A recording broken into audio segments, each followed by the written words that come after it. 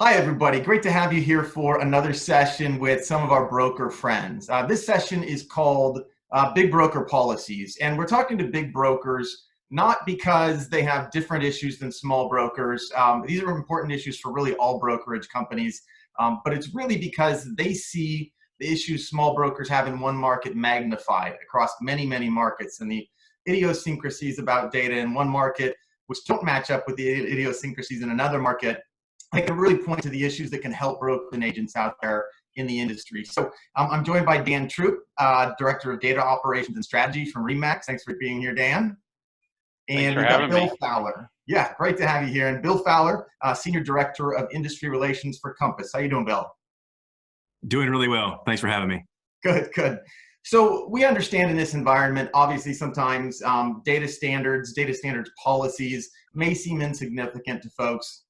We've been talking for a few weeks about this. We don't want this to feel like we've got brokers complaining about policies or complaining about issues you've got with MLSs. We really want this to be a session about where we can go forward with the relationship between brokers, agents, and MLSs, and really sort of help you with maybe your strategic planning, your business planning for the future, how we can help those agents and brokers who are out in the field working in a very tough market right now to have access to the best data, the best tools, and really help you as MLSs and brokers to have the best possible outcomes for them. So we're going to talk about just some of the experiences that our folks here have had, and then we'll get into maybe some suggestions and ways that we can make it better and really help those practitioners give the best experience that they possibly can to consumers.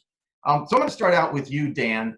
You're obviously working with one of the largest brokerage organizations in the industry. You're across probably hundreds of different MLS marketplaces. And obviously, you're trying to standardize that data, aggregate data, so you can give great tools to consumers and agents. What does that landscape look like for you right now? Well, thanks, Sam. Thanks for that question too. The landscape is interesting. I think that Data Dictionary has provided us some awesome tools. In fact, we look at the Data Dictionary internally. That's where we're actually mapping everything to. So if we get MLS feeds that aren't in the Data Dictionary format, we're turning around and mapping that into the Data Dictionary format. So internally, we're on 1.6 with looking to move to 1.7, some of the changes that have happened there. But the Data Dictionary, one, saved us a ton of time in our implementation. But two, the landscape of it, what I'm seeing is that not all MLSs are still aware of Data Dictionary. The big problem is definitely not the larger MLSs that have already adopted it. Still, just the generalized adoption out there of the Data Dictionary, we would like to see that be higher, and we'd like to see that be more of the default, right? On some of the big vendors out there, we'd like to see that be the default feed that we start to receive from those MLSs. And that's important for us to clarify for folks who are out there, because you might ask, aren't all these organizations certified with RESO? Shouldn't they have that data? And the answer is organizations get certified, but they have many different data feeds. So right now, 99% of agents work in an MLS marketplace where there's the availability of certified, RESO certified data. But that might not be the data feed that's going out to your brokers, to your service providers, to your technology companies. A lot of organizations have a standard feed that they've been giving out for years that they're used to, and they may have a different tool where they're actually getting certified, and that's available or should be available, must be available, frankly, if it's been certified to those broker participants. But Dan, in your experience, obviously that's easier said than done in a lot of cases. Can you talk about that?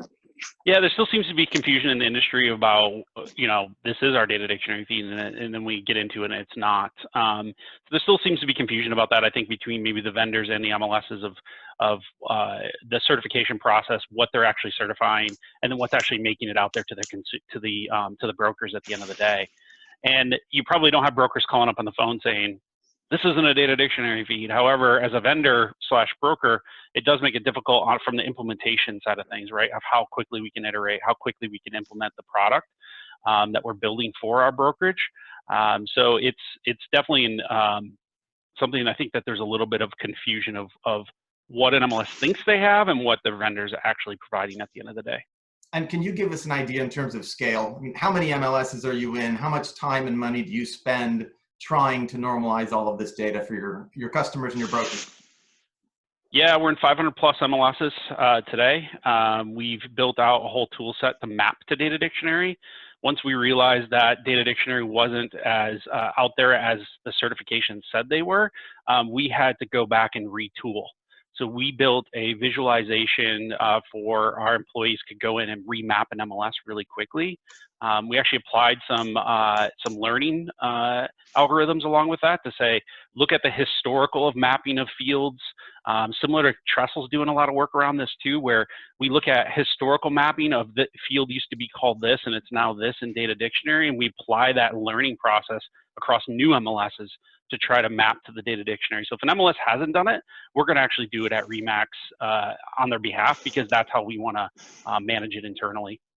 And Bill, how many markets is your company working in now? Do you know MLS wise? Yeah, we're in 40 plus markets, and that's about around 100 individual data feeds given the landscape of the individual market. Yeah. Okay, and as we all hear, probably 20% of the MLSs serve about 80% of the agent populace. So you're really looking at probably close to 80% of the agent marketplace. Right. So what does that look like for you? You're obviously building technology for your agents and for your company. What sort of issues are you having with getting the kind of data you need for those systems? Well, I'll piggyback on what Dan just said. Is you make a phone call to an MLS and you ask for a data feed, and they ask you what you're going to do with it. And so they know you're a broker member, so they're going to give you a broker back office feed. And you tell them that you have a public portal, and then they're going to give you an IDX feed. And then you tell them that you get VOWs from a lot of other places, so they give you a VOW feed. And none of those things really are perfect solutions for what we're trying to do. And this is going to sound familiar because you and I have talked about this before on stage. It's, to me, one of the single most frustrating things to be a broker these days is the traditional way that brokers are viewed as consuming data. Brokers used to always hire technology vendors. So an IDX feed was designed to go to a vendor who was not a member, but was serving a member. So there were these really strict restrictions, obviously, on what could happen with that data, the field list and so on. And now a broker comes in, and the broker is now the vendor.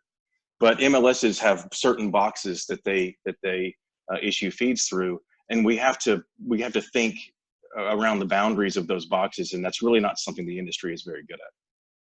Well, and it is something that has come up, very regularly within us, with our conversations, Dan as well, within RESO groups, in terms of really rethinking kind of this exercise we're doing right now, rethinking where we would start from the ground up. If we just had data at the MLS level and we didn't have the policies we put in place 20 years ago, 10 years ago, what would an MLS and broker decide together would make it easiest for them to use data in an approved way, according to the rules of the brokerage cooperative?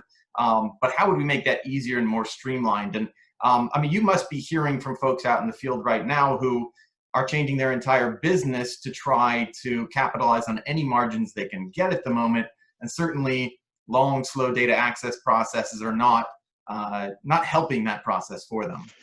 Yeah, absolutely. And this is a really a good moment to applaud our MLS vendor and our MLS partners in general for the last 3 weeks have been both very difficult professionally and watching agents struggle and watching people get laid off, but also seeing just this rally that getting into rooms like this and getting into rooms, virtual rooms with CMLS, and just having the kind of happy hour meetings that we're all having these days, and hearing MLS CEOs say, what can we do? Let's stop everything we've been talking about. Let's put everything on hold. What are you hearing from your agents right now?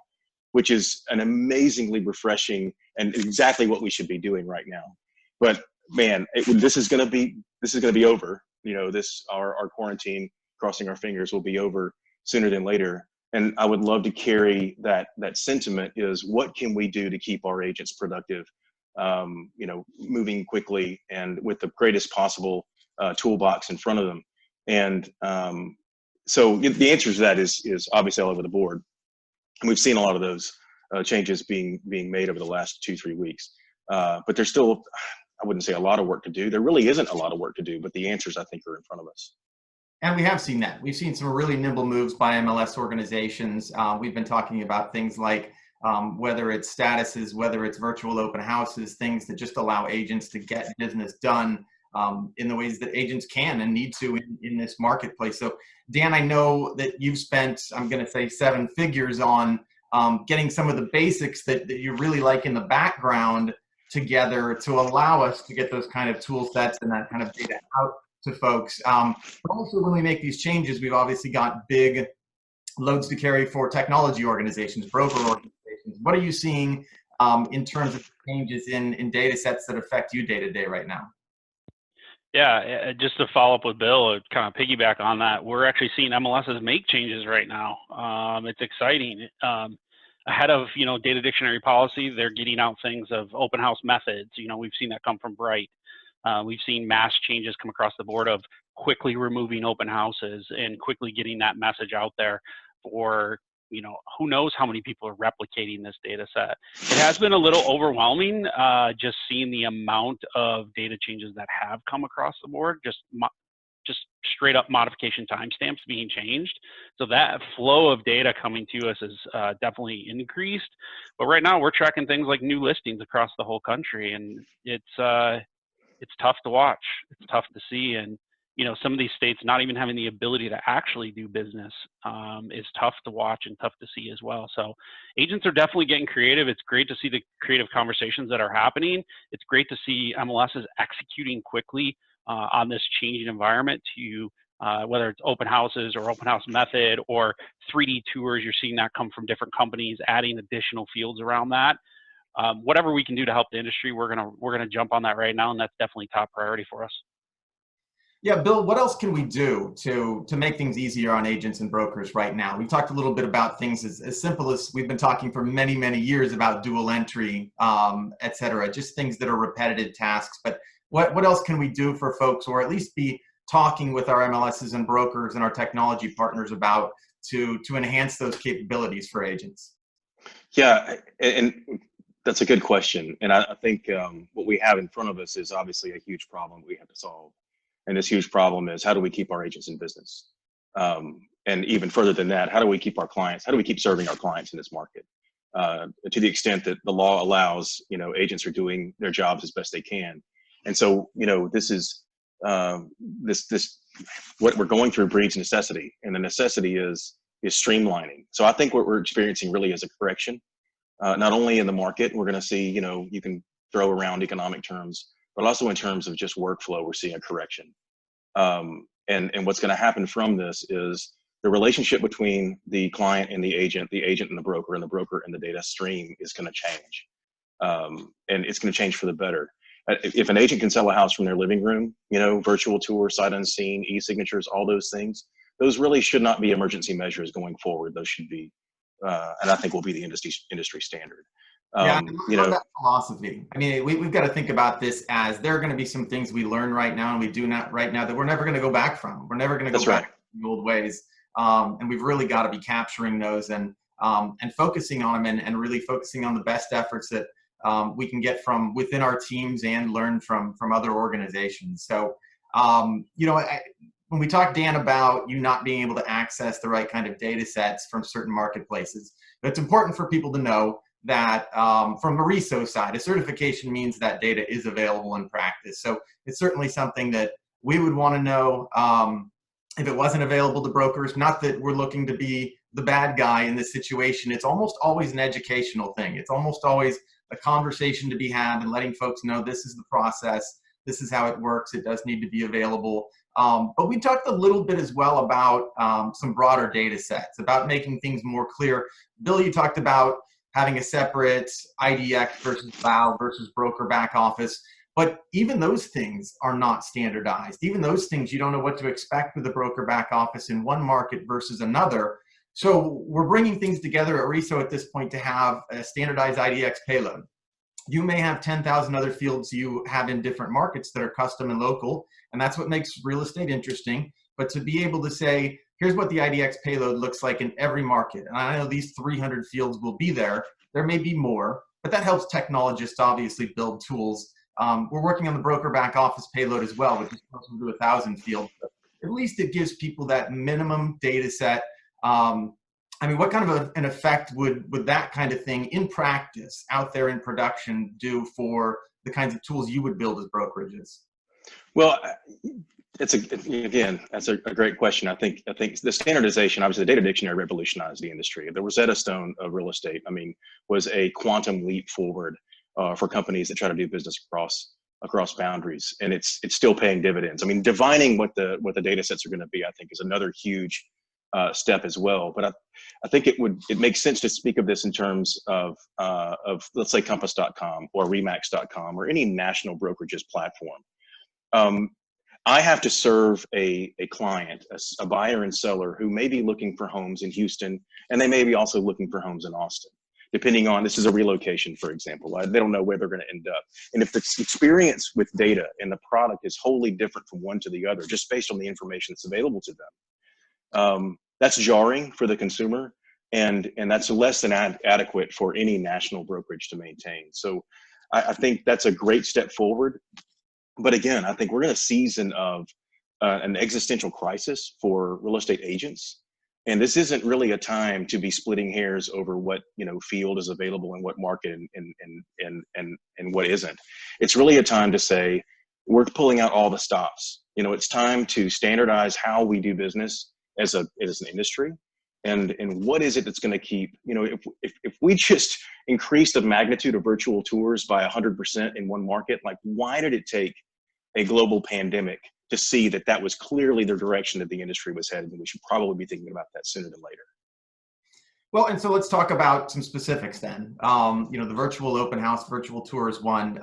Being able to update from different systems. This is something that RESO has been working on for years, that you'd be able to update your data in multiple MLSs or from your broker tools. Again, they're just very basic, simple add edit functionality that turns into duplicative processes that people frankly just suck resources by doing these things over and over. What should that look like in the future for brokers? Yeah, I think this is a great conversation and a great RESO conversation, is that I don't know the answer to that. I think at one point on stage, I said something like, what we want is the fuel. I don't know exactly what the rocket is going to look like. I know where it's going, but I can't, nor do I really want to tell you, sitting next to Dan, exactly how I'm building my rocket. But I would like to tell you that we need a lot more fuel. So I think this is the kind of conversation that RESO can certainly facilitate, is that the likes of me and you and Dan and other people, MLS vendors included, get in the room and say, okay, where are we all headed? What, 6 months ago, a year ago, we could have talked about, okay, what if real estate was completely virtual? What are some of the tools that necessitate that kind of environment?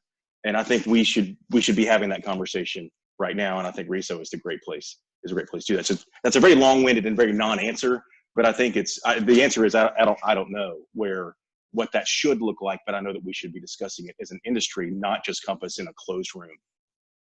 Right. Well, it may feel long-winded, but it's actually a very short and concise version of what many of us have been talking about for a long time. Is there is this interplay between technology, between standards, and between policy that can't be ignored. The best technology in the world that can't be accessed is a problem. And so that has been a large part of the conversation within our broker advisory group in terms of talking about what would make things more efficient. That's really always been RESO's mission, is efficiency in real estate technology. So it's definitely a conversation that needs to continue. What are you seeing out there, Dan, that we can focus on in terms of making life easier for MLSs and brokers if we're doing really specific planning for them going forward? Yeah, I think that I don't want to minimize listing input, right? I think that you say it's very simple, yet when you think about that concept and you think about how MLSs are set up and how they're set up internally, it's an extremely difficult task to do, because MLSs don't have data dictionary at their foundation, right? They're based on a different foundation that was either built by the vendor at the time or is built under the requirements that were given to the vendor to build. A data dictionary is just a translation of that, right? A lot of these data dictionary fields, very few have it as their foundational start. If everyone had the data dictionary as their foundational start, listing input would be simple. The fact that the minute you want to go to 2, 3, 4 MLSs or put that in multiple MLSs, that's where the challenge becomes hard. You ask the folks over at Bridge Interactive, they know this better than anyone, how hard this is. So it's not a simple task. It sounds easy and agents are like, yeah, I want that, but it's not a simple task. From the virtual perspective, gosh, I hope this a good thing that comes out of the pandemic, out amongst all the bad, and I hope something good that comes out of it is that those agents that finally realize that they have to do things virtually, they have to do electronic signature. Maybe this will be the last fax they ever send now. Is is something positive that can come from this. And I think that also a lot of mobile technologies, right, where MLSs have kind of fought that over time of going from mobile. Maybe this will be some of those things that push them over the edge to say we really need to invest in these things so agents can do business. I think agents are going to get super creative, and we're not going to get super creative without the help of the consumer as well. In Michigan, here in Michigan where I live, not the same in Denver, Colorado, where our headquarters is, our agents currently can't go in the house. They're not allowed to go visit their customer, right? And we're talking about ways here in Michigan, like how do we get the consumer involved in selling their house, and how do we get them involved in our tool set as well at a different level? Whether that's them doing a virtual showing or shooting a video, we need the consumer's help here because we actually can't go inside and visit. And we know that's not going to last forever, but we really started to think about maybe we should make the consumer much more involved in this process. And I think other brands have done a good job of that. And we're starting to take a better look at that, of how we can get the consumer involved with the agent, knowing that they can't get together. And I think we're seeing a lot of that. Really, the changing of how we define roles. You know, you spoke about a brokerage being also a technology vendor themselves, and we're looking at, you know, which actors can actually be involved in which part of the process. When we have a brokerage come to an MLS and say, you know, I need my data as a broker participant, but I happen to be my own vendor, is that the new reality? And it sounds like it is for a lot of organizations. If we're saying the host of an open house is actually the seller, well, we may not have a mechanism to actually show that in our systems yet, but we should certainly be thinking about it. And it really lends itself to this, again, broad conversation of, you know, what are the structures we've built over the years that were needed because, frankly, we were building from scratch. But now we've got siloed data sets, we've got siloed actors, and frankly, we have data sets that aren't fully standardized because we've got masks or layers in between them to get them to where they need to be. But as you said, Dan, doing something as simple as sounding as updating a listing can be very difficult because we haven't really cleaned things up to the core. So I think just informationally, there will be a lot more of that in the near future. You know, as we move forward with certifications, there are a lot of new things that are coming into play that standardize more and more and sort of tighten things up on all of these great standards we've been working on for years. But, you know, I guess as we're closing out, Bill, I'll go to you and then to Dan. What kind of high level things should an MLS and a broker take away that they should be talking about at their strategic planning session this coming year? Yeah, I think in situations like this, when people are in the industry are really looking at, can I continue to do this? Can I afford to stay in this business? And that's not only real estate, of course, but when you have agents that are losing their jobs, you know, just being set free by their broker, the ones that are in it and are full-time professional, you know, they're going to begin to lean on their broker even more than they ever have. We need the systems that have served us in the past now just become more and more vital. And we're going to simplify that. We're going to see a greater appreciation for the agent and their broker, the broker and the systems that support them, which is the MLS, first and foremost. So I think that this strategic conversation that we're having right now in times of crisis, when we all get in the same room and we just close the door and we don't come out until we figure out a way to really do good, fast and efficiently, that those kinds of, that mentality, I think is going to continue for a while. And I'll just tell you from our standpoint, I've never felt closer to the industry than I do right now. And just the conversations that we're having, the really down to brass tacks, you know, sweeping away policy and anything that has kind of come between all of us in the past, and really just making sure that we serve our client. And that's an exciting, it's a weird time. It's something of a tense time, but it's also a very exciting time, and it gives me some optimism for where we're headed. And before we go to you, Dan, just on Bill's point, I think it's important to remind folks, we do have receptions at the end of the day here. So we've got to connect. I mean, that's really why we're doing this, is to get people together, connect. Obviously, this isolation can get to folks, but we all love seeing you at our events, so we're looking forward to seeing you at the reception. So over to you, Dan. What are we thinking about high level on planning going forward here? I just want to say that I think RESO could have easily said game over for this conference, right? You could have said, look, we're not doing it. And through the use of technology, we're able to have this conference still interact and talk about what's really important right now in our industry. And that's us not saying it's game over and us making changes. So I've said this before on stage, and I'll say it again. While the standards that RESO works on, IDX payload, data dictionary, all the important things that we're looking at there, don't always have this direct benefit to agents at the end of the day or brokers at the end of the day. It takes time for that to happen, right? Kind of like the stay-at-home order, it takes time for us to see the results of it. The same is true, though, it involves three people. It involves the MLS, it involves those vendors, it involves the brokers, sometimes the vendor and broker being the same. If we want to attract more vendors and we want to attract more technology, we want brokers to do more, we need to continue to push on these standards and continue to adopt them. Not just say, yeah, I'm certified on data dictionary. Let's say, maybe I force all my vendors to move over to the data dictionary feed, right? Or I force everyone, that's my default now, because that's going to start to attract more and allow them to do more. And I commend you, Sam. I commend the RESO board for not saying game over and still holding this conference and using technology to have it so we can talk about these important issues. Hear, hear. Amen to that. I expect a wad of drink tickets next time I see you, Sam. Keep on carrying on, folks. That's what we do.